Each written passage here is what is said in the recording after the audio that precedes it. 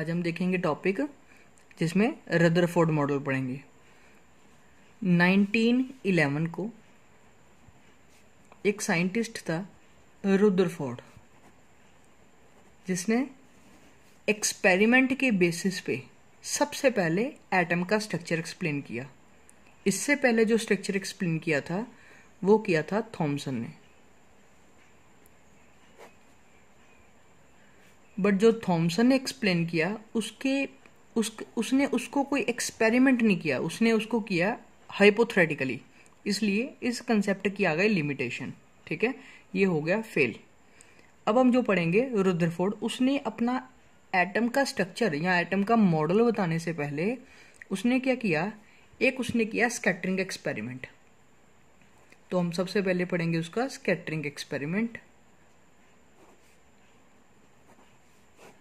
कि क्या था। स्कैटरिंग एक्सपेरिमेंट करने के लिए सबसे पहले इसने क्या किया, इसने कोई 3-4 चीज़ें ली एक्सपेरिमेंट के लिए। सबसे पहले आपको कंस्ट्रक्शन बता रहा हूँ। इसने लिया एक रेडियो एक्टिव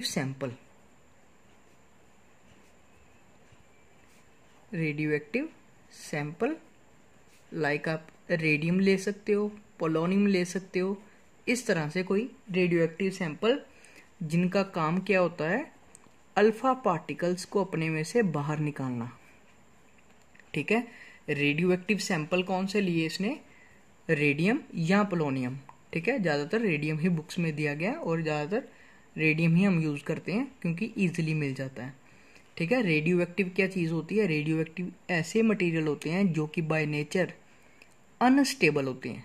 ठीक है, ऐसे मटेरियल जो नेचर में स्टेबल ना हो। उसके बाद इसने लिया एक लेड ब्लॉक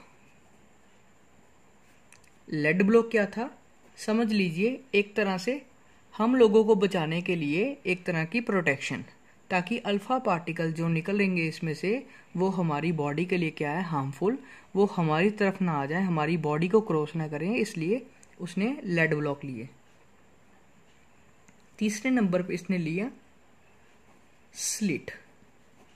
स्लिट क्या होती है, अब एक समझ लीजिए कि छोटी सी पतले से होल वाली एक पतली सी कोई शीट समझ लीजिए, ऐसी तरह इस तरह की, जिसमें से पार्टिकल्स को कंटिन्यू किया जा सके। ठीक है, अभी आपको डायग्राम बताऊंगा उसमें बता दूंगा। फोर्थ इसने लिया गोल्ड फॉयल। ठीक है, चौथे नंबर पे इसने ली गोल्ड फॉयल, जो कि तकरीबन 100 नैनोमीटर थिक थी। ठीक है, जिसकी मोटाई 100 नैनोमीटर, काफ़ी ज़्यादा कम, नैनो मीन्स काफ़ी कम। फिफ्थ सी चीज़ इसने लिया एक सर्कुलर डिटेक्टर। ठीक है, जिसके ऊपर की गई जिंक सल्फाइड की कोटिंग। ठीक है, ये ऐसा मटेरियल है जिसपे अगर कोई अल्फा पार्टिकल आके स्ट्राइक करे तो एकदम से छोटा सा एक पल्स क्रिएट करेगा इलेक्ट्रिसिटी का।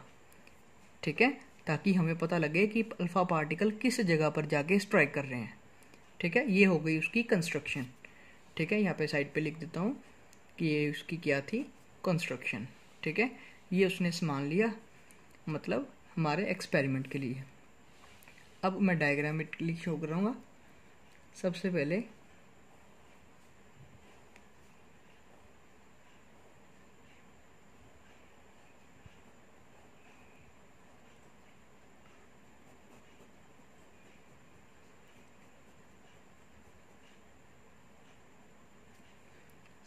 ये लिया मैंने लेड ब्लॉक, उसके अंदर रख दिया रेडियो एक्टिव सैंपल जो कि हमारा क्या है, रेडियम। इसके सामने एक पतली सी रख दी स्लिट। ठीक है, ताकि जो पार्टिकल यहाँ से बाहर निकले वो इस तरह से निकलेंगे, बट हमें क्या चाहिए, वो एक स्ट्रेट बीम में ही आगे बढ़ सके। ठीक है, जो ये साइड वाले पार्टिकल्स होंगे, ये सारी स्लिट क्या करेगी, इसको एब्जॉर्ब करेगी या रिफ्लेक्ट बैक करेगी। ठीक है, उसके बाद सामने यहाँ पर ली एक काफ़ी पतली गोल्ड फॉयल, ठीक है, जी लिख रहा हूँ इसमें ताकि आपको पता लग जाए कि यह क्या चीज़ है।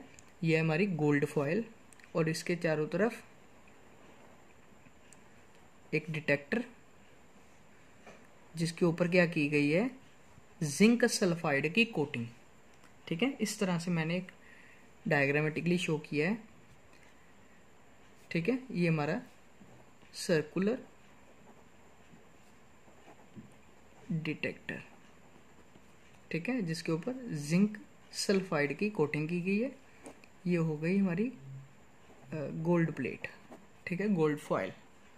अब हुआ गया, सबसे पहले उसने रेडियम को एक्टिव किया तो क्या देखा उसने कि यहाँ से अल्फा पार्टिकल्स की एक बीम निकलनी शुरू हो गई, ठीक है। अल्फा पार्टिकल्स की बीम यहाँ से निकली और कुछ पार्टिकल्स यहाँ पर जाके सर्कुलर डिटेक्टर ने डिटेक्ट किए। अब उसने क्या ऑब्जर्व किया, ऑब्जर्वेशन क्या थी उसकी, क्या उसने ऑब्जर्व किया। सबसे पहले तो उसने देखा कि तकरीबन 99.9% जो पार्टिकल थे वो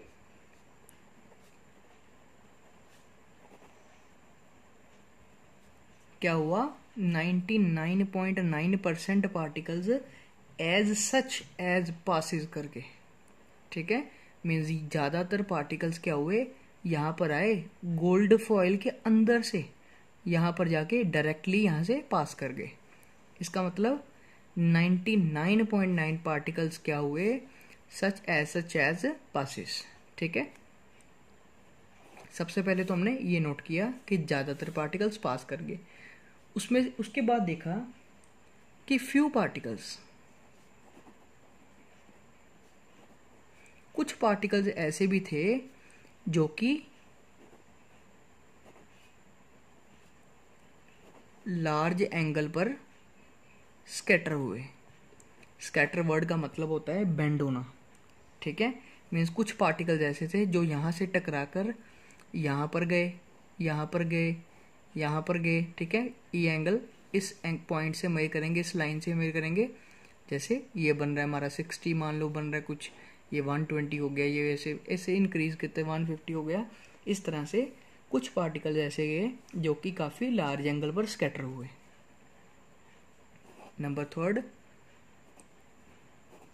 very very few particles,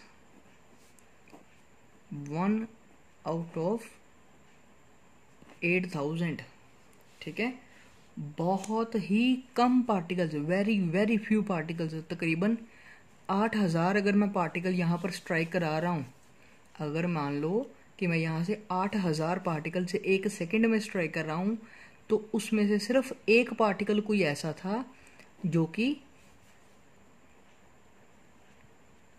bounce back, जो कि 180 डिग्री बाउंस बैक का मतलब होता है कि यहाँ पर गया और तकरीबन समझ लो यहाँ पर वापस या काफ़ी हद तक यहाँ पर जाके स्ट्राइक किया, ठीक है। ये एंगल भी काफ़ी हद तक 180 डिग्री है। इसको आप अप्रोक्सीमेटली 180 डिग्री ही कंसिडर करिए कि यह पार्टिकल गया, टकराया, वापस आ गया, ठीक है। ये 3 चीज़ें इसने मेजर की, ठीक है, ऑब्जर्व की। 99% पार्टिकल एज इट पास कर गए, कुछ पार्टिकल्स वापस आए लार्ज एंगल पर स्कैटर करके, और कुछ पार्टिकल्स ऐसे थे जो 180 डिग्री पर बेंड हुए। अब इसको एक्सप्लेन करें कि एक्चुअली इससे क्या पता लगता है। अगर हम कह रहे हैं कि 99% पार्टिकल्स क्या है, एज सच पास कर गए, इसका मतलब तो ये हो गया, पहले पॉइंट में इसने ये एक्सप्लेन किया कि most of the space in an atom, most of the space in an atom is empty, ठीक है, कि इस एटम के अंदर काफ़ी ज़्यादा स्पेस क्या है, खाली है, ठीक है। इसका मतलब ये हो गया कि काफ़ी ज़्यादा स्पेस एक एटम के अंदर ब्लैंक है, खाली है। दूसरे में इसने ये एक्सप्लेन किया, इसका मतलब पहले तो ये इस पॉइंट से हमारा जो थॉमसन मॉडल था वो फेल हो गया, ठीक है।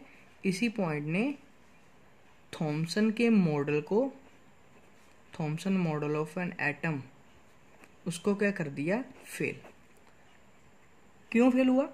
क्योंकि थॉमसन ने कहा था कि वाटरमेलन की तरह होता है एक एटम। थॉमसन ने कहा कि एक एटम क्या है, वाटरमेलन जाइक।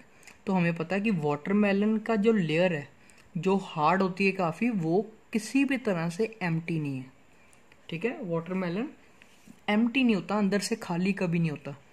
इसीलिए इसके मॉडल को गलत कर दिया गया, ठीक है। तभी इसको कहा गया कि इसने एक्सपेरिमेंट नहीं कोई किया था, तभी फेल हुआ। सबसे पहले तो ज़्यादातर स्पेस के एटम की खाली है। दूसरे नंबर पर कुछ पार्टिकल्स ऐसे थे जो कि लार्ज एंगल पर स्कैटर हुए। अब देखिए, जो अल्फा पार्टिकल्स जा रहे हैं उन पे है पॉजिटिव चार्ज। तो अगर वो किसी चीज़ से टकराकर, मान लो कि ऐसे जा रहे हैं, तो वो किसी चीज़ से टकराए और अपना रास्ता बेंड कर रहे हैं, इसका मतलब वो चीज़ कैसी होगी, वो भी पॉजिटिव होगी, क्योंकि हमें पता है कि पॉजिटिव ही पॉजिटिव को रिपेल करता है। Positive charge particle positive charge particle को क्या करता है, रिपेल। इसका मतलब क्या हो गया, जब अल्फा पार्टिकल आया तो वो अगर इधर चला गया, इसका मतलब एटम के अंदर एक कोई बड़ी छोटी ऐसी जगह है जिसके ऊपर उसका सारा पॉजिटिव चार्ज प्रेजेंट है। तो उसने क्या किया, उस पॉजिटिव चार्ज स्पेस को, एटम के अंदर की बात कर रहा हूँ, एटम के अंदर की, मान लो कि ये एक एटम है, उसने कहा कि एटम के अंदर एक छोटी सी स्पेस है जिसके ऊपर क्या है, पूरा पॉजिटिव चार्ज पड़ा है। तो उस पॉजिटिव चार्ज स्पेस को उसने क्या नाम दिया, उसने नाम दिया न्यूक्लियस। तो अगर आपको कोई पूछे कि एटम के न्यूक्लियस की डिस्कवरी किसने की, वो था रुदरफोर्ड। अब इसका मतलब हो गया कि ये जो न्यूक्लियस है ये काफ़ी ज़्यादा क्या है, स्मॉल, ठीक है। एटम के अंदर न्यूक्लियस का साइज क्या है, काफ़ी ज़्यादा स्मॉल, तभी तो बहुत ही थोड़े पार्टिकल्स उसके साथ टकरा पाए, या इट अपियर्स टू कोलाइड, ठीक है। बिल्कुल डायरेक्टली हेड ऑन कोलिजन तो हुई नहीं, काफ़ी कम पार्टिकल थे जो इस तरह से आए, ऐसे ऐसे बेंड हो गए, ठीक है। अगर आपको प्रॉपर एटम्स का एक नेटवर्क शो करके बताऊं तो आप ऐसे शो कर सकते हैं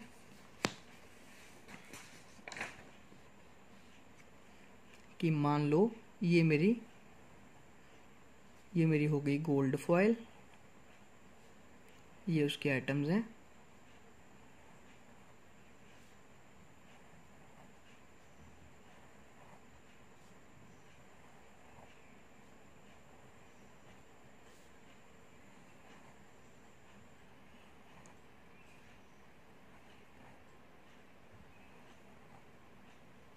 ठीक है।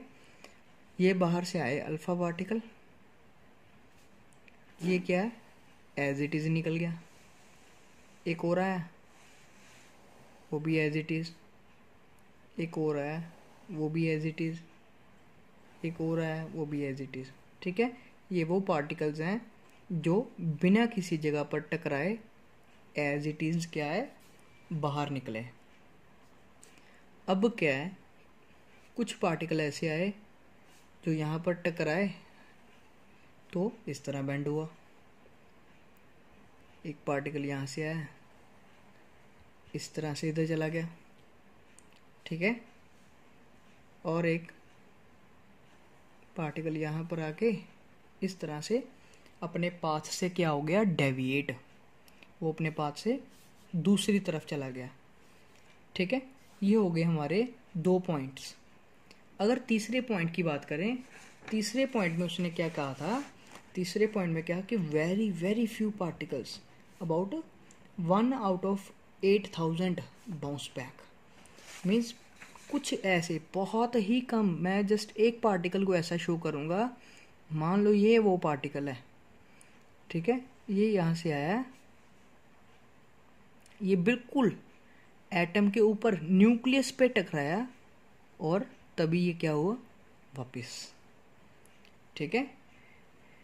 इसलिए इसने थर्ड पॉइंट में क्या एक्सप्लेन किया, थर्ड पॉइंट में इसने ये एक्सप्लेन किया कि जो एटम का न्यूक्लियस है, एक तो वो क्या है, काफी ज्यादा कॉन्सेंट्रेटेड, एंड दूसरा उसने ये कहा कि वो क्या है, काफी स्मॉलर। ठीक है, एक तो वो काफी कॉन्सेंट्रेटेड है, कॉन्सेंट्रेटेड का मतलब कि काफी छोटी जगह पर काफी ज्यादा पॉजिटिव चार्ज प्रेजेंट है, अदरवाइज नहीं तो ये उसको बाहर भी पुश कर सकता था, बट ऐसा हुआ नहीं। ठीक है, ये उसने अपने रदरफोर्ड के एक्सपेरिमेंट में बताया।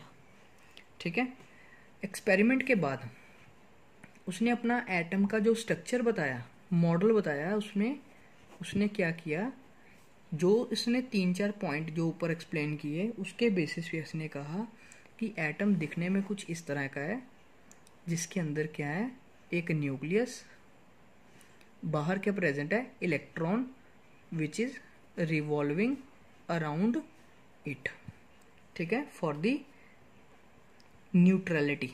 ठीक है, इसने कहा कि इलेक्ट्रिकल न्यूट्रलिटी को मेंटेन करने के लिए क्या कर रहा है, बाहर इलेक्ट्रॉन कॉन्टिन्यूसली स्पिन। ठीक है, इसने कहा कि इलेक्ट्रॉन कॉन्टिन्यूसली स्पिन कर रहा है किसके around, around the centre part of the atom which is called nucleus. ठीक है, न्यूक्लियस के सेंटर में प्रेजेंट एटम के, और साइड में क्या है, electron which is continuously revolving around the nucleus. ठीक है, अब क्या है, ये हो गया इसका मॉडल। अब आगे इसकी लिमिटेशन।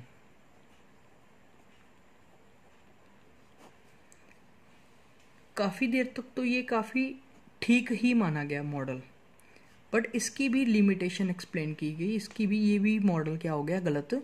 वो कैसे, क्या हुआ कि हमें पता है कि एक साइंटिस्ट है जिसका नाम था मैक्सवेल, जिसने एक बड़ा बेसिक सा कंसेप्ट पढ़ाया, जिसने कहा क्या कि अगर कोई चीज चलती है, अगर कोई पार्टिकल अपनी जगह से दूसरी जगह पर पहुंच रहा है, चाहे वो पार्टिकल की आप एग्जांपल ले लो, चाहे वो किसी भी चीज की, अगर एक चीज क्या है, एक पॉइंट से दूसरी पॉइंट पर पहुंच रही है, इसका मतलब वो क्या कर रही है, अपने में से कुछ ना कुछ एनर्जी बाहर निकाल रही है। ठीक है ना, या ऐसा समझ लो कि उस पार्टिकल को एनर्जी चाहिए यहां से यहां पर पहुंचने के लिए।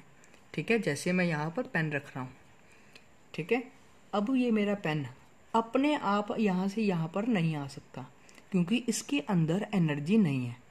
अगर मैं इसको ऐसे पुश कर रहा हूं या पुल कर रहा हूं तो ये मूव कर रहा है, क्यों, क्योंकि मैं इसको एनर्जी प्रोवाइड कर रहा हूं। इसी तरह से एक न्यूक्लियस के अंदर एक एटम के अंदर एनर्जी प्रेजेंट है। अब ये इलेक्ट्रॉन जो है, ये जो कॉन्टिन्यूसली घूम रहा है इसके अराउंड, तो ये भी अगर एनर्जी इसको चाहिए घूमने के लिए, मान लो किसी तरह से बाहर से हीट की फॉर्म में ये एनर्जी गेन कर रहा है। ठीक है, तो क्या होगा कि इसकी एनर्जी जब जब ये घूमता जाएगा, इसकी एनर्जी कुछ ना कुछ कम होती जाएगी। ठीक है, जैसे मैंने यहाँ पे बताया कि अगर एक पार्टिकल है, मान लो यहाँ पे उसकी एनर्जी 100 है, तो यहाँ पर पहुँच के उसकी एनर्जी 100 नहीं 90 रह जाएगी, देन यहाँ पर 80, देन यहाँ पर 70, इसी तरह पर पहुँचते पहुँचते यहाँ पर अगर आके रुक रहा है तो उसकी एनर्जी कितनी हो गई, 0। इसका मतलब क्या हो गया कि चलने पर एनर्जी क्या होती है, लॉस। ठीक है, किसी भी चीज के चलने पर एनर्जी क्या होगी, लॉस होगी, एनर्जी बाहर निकलेगी। इसी चीज को मैक्सवेल ने हमें बताया।